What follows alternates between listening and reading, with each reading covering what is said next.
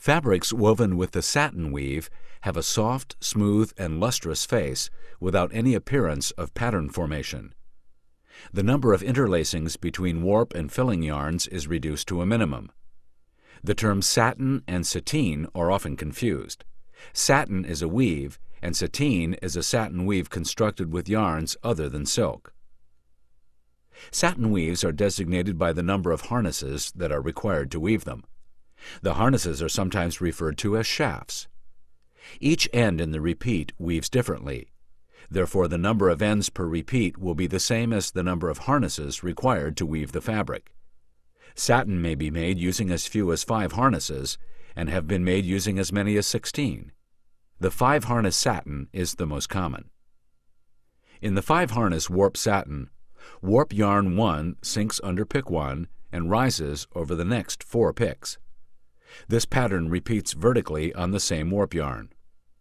The second warp yarn rises over the first 2 picks, sinks under pick 3, and rises over picks number 4 and 5. It's easy to see that the sinker or binder moves up 2 picks instead of 1 as with a twill. Satin counters must never touch. If they do, then the weave is some type of twill.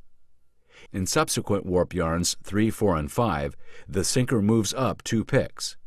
This movement of the binder pick is referred to as a counter.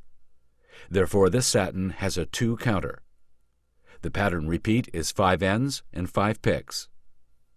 This 5-harness satin has a 3 counter. Notice that warp yarn 2 moves up 3 picks for the binder. The only possible counters for a 5-harness satin are 2 and 3.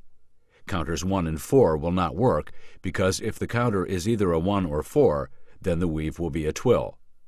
With the 8-harness satin weave, a 3 or 5 counter is possible.